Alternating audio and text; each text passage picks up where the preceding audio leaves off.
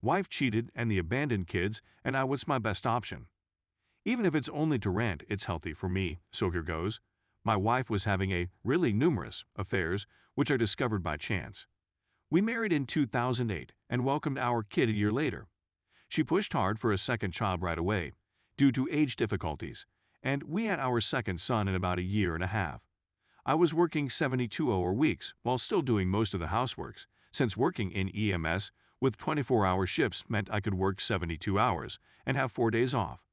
She began treating me like garbage shortly after we had our second kid, but I simply chalked it up to postpartum depression and continued to be cheerful, thanking myself blessed to have such a lovely family and proud to work my butt off 24/7 to make her as happy as possible. Except for about 2 years after having her second child, she was mostly employed, but she never shared her income or spent it on household expenses, and I never said anything. Because we assumed that because I made 3 times what she did, I'd pay for everything and she'd keep her money in her account or pillow as our savings. She began having all sorts of cosmetic surgery and other aesthetic operations after having her second kid, which she paid for out of our money. I always told her that she was beautiful the way she was, but she claimed that it would make her happy, and it's all about how she feels, so I never objected much. Not that I would or could decide for her anyways.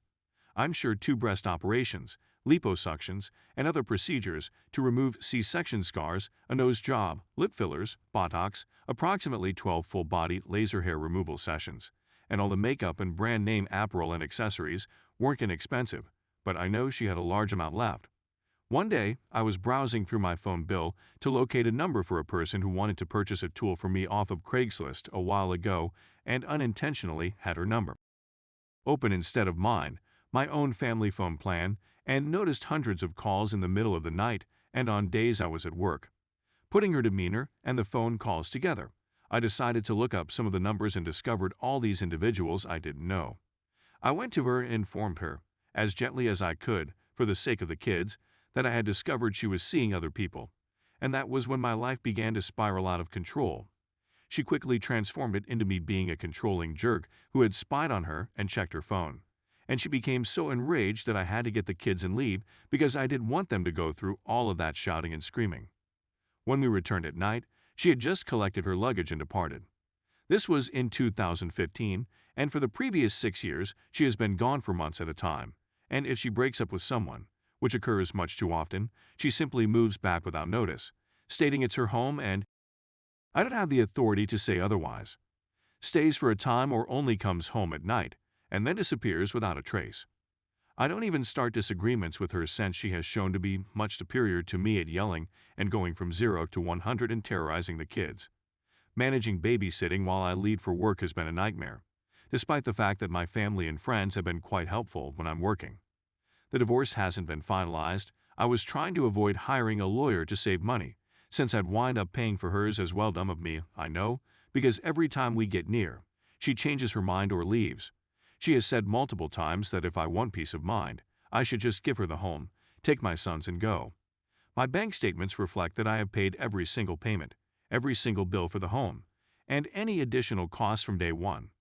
We live in a no-fault state, though I never intended not to give her anything because, after all, she is my children's mother, but she is not sharing any information about her savings, and I believe that in the best-case scenario for me, she gets half of everything we have, despite the fact that she has been separated and mostly gone for 6 years now, during which time I've continued to work and pay for everything, and the house value has doubled.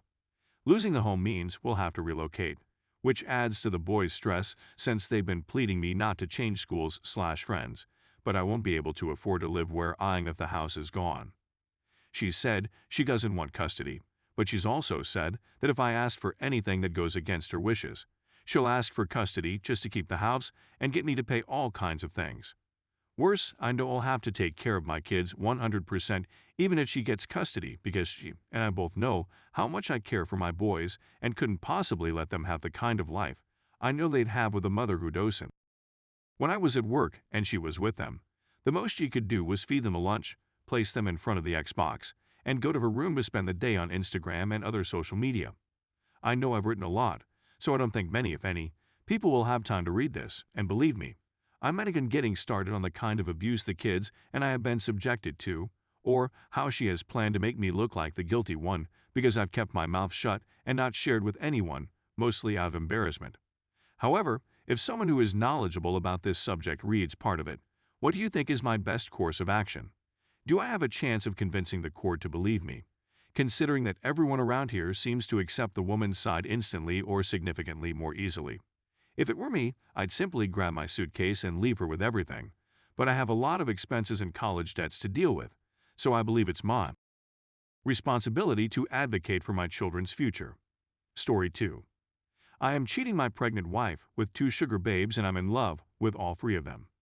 I need somewhere to express my ideas and emotions. What on earth am I doing with my life? I have a wonderful leadership position that pays well above average, I work hard, I have a lot of responsibility, and I have a bright future ahead of me. I'm 33 years old, have been married to my wife for 2 years, and just found out she's pregnant. I adore her. She is my best friend, she is really supportive, we get along well, we never quarrel and we spend quality time together virtually every time. The desire has waned for a while, but we are each other's companions, and I can imagine myself spending the rest of our lives with her. I, too, want children. In fact, I desired a large number of children. I've been unfaithful to her from the beginning, sometimes going to workers for backdoor since she doesn't do it because it pains her. Not just that, but the majority of the time. For vagina, I can eat at home, I used to remark, despite the fact that I was very cautious and always utilized protection. I had a crush on a coworker that reports to me a few months ago, and since I didn't want to get in trouble at work, I began looking and discovered a website where sugar daddies meet sugar girls. I've met a few sugar ladies, not many, and I thought the notion was intriguing. They might be like S-workers but amateur, and provide more of a girlfriend experience, which I prefer. It should have chemistry, and make me feel desired or cherished. I met one at the age of 22, let's call her Anna, who blew my mind. Despite the fact that our ages and levels of expertise were vastly different, I felt terrific with her, and not only. We began having unprotected after she convinced me she was clean and using contraception, and I just walked into her. It felt amazing.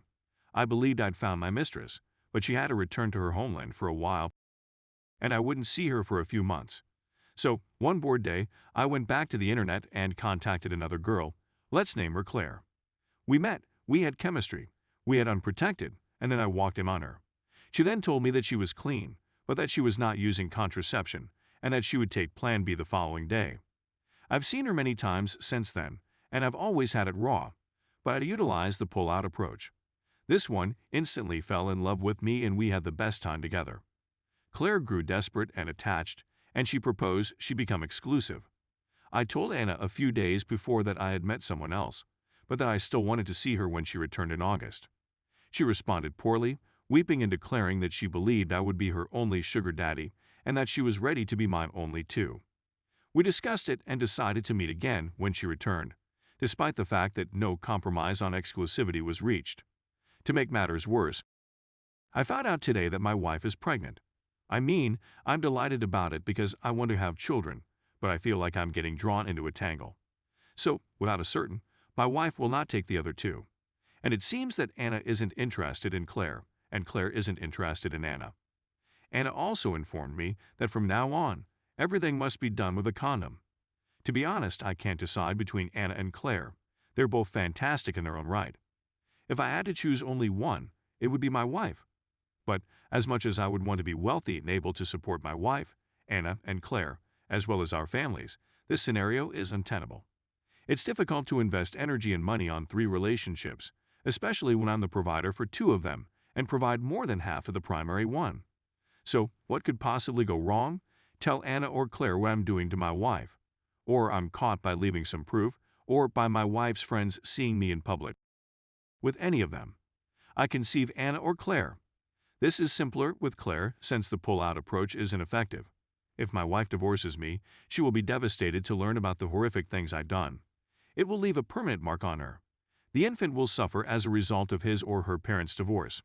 Even if she forgives me, nothing will ever be the same.